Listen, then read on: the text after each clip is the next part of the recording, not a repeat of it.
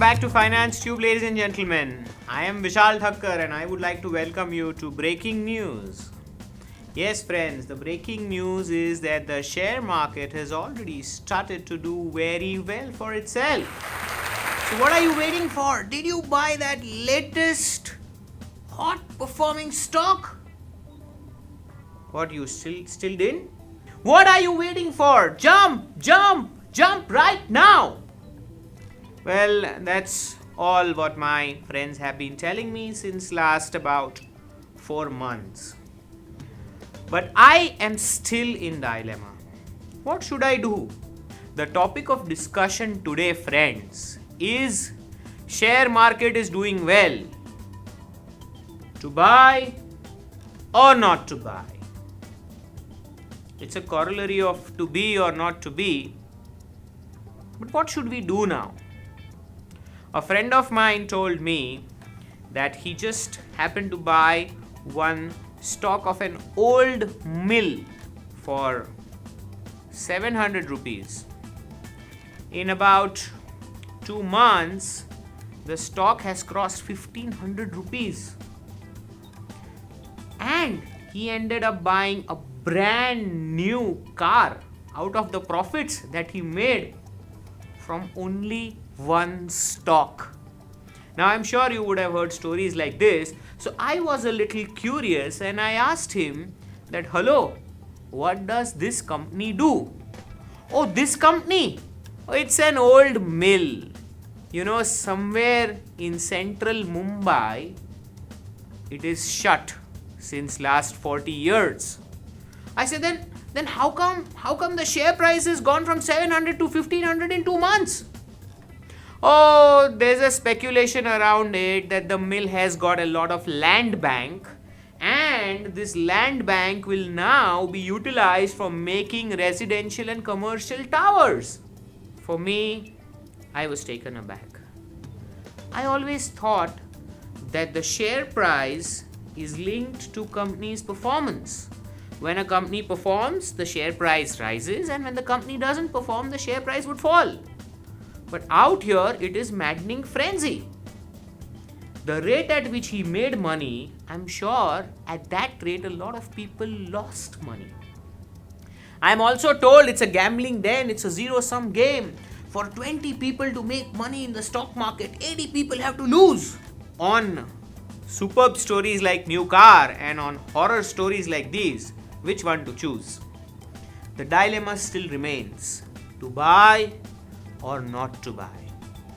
Well, I am not here to accentuate your dilemma. I am here to solve it. Friends, on a very basic level, I must tell you that whether markets go up or markets go down, there is no right time or wrong time for investing. Especially when investment is more of a personal decision rather than the decision of the masses. We all know that markets go up and markets go down. That's not news. How you invest in the market may or may not make news for you. Personally, investing in stock market is dependent on 3 parameters. And mind you, these 3 parameters are so different from individual to individual that for no 2 people in this world can have a same rational decision or timing to invest in the stock market. Let's examine what are the 3 principles. Principle number 1, investment objective. If this is technical, let me simplify. Why are you investing?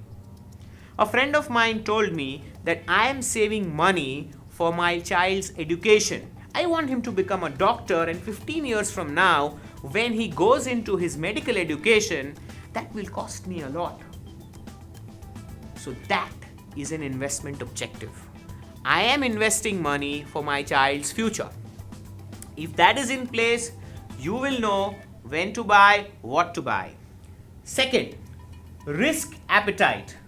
How much risk can you take on an objective like this? Well, the objective of investment is long term, and we all know that markets are cyclical in nature.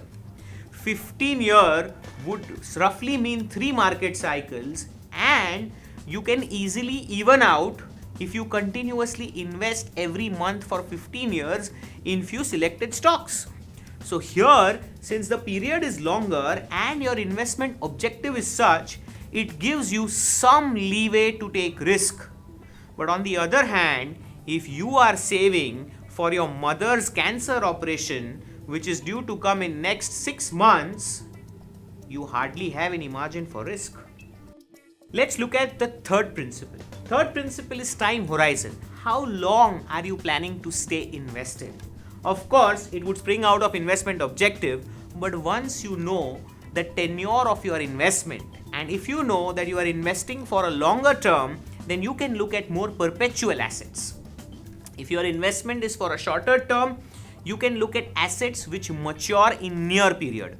Fixed deposits, which are typically for 3 to 5 years, would define a shorter term horizon.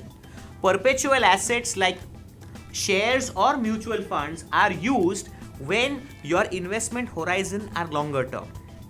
Now friends, a lot of people come and tell me that I have a portfolio. The market is going up. Is it the right time to buy or is it the right time to sell? Now I may ask you a question. If you have a portfolio and if the market is doing well and you feel like selling, answer my question, what will you do with the money? If you are telling me that I'll put it back in the stock market, then how bad you are right now? You're already invested. And if you are saying that market is going up and I wish to buy, tell me, after buying, what will you do with that stock? Are you holding it or are you just plainly speculating? It is very important to understand that just because you can find out the prices of stocks on an everyday basis, you have to buy or sell.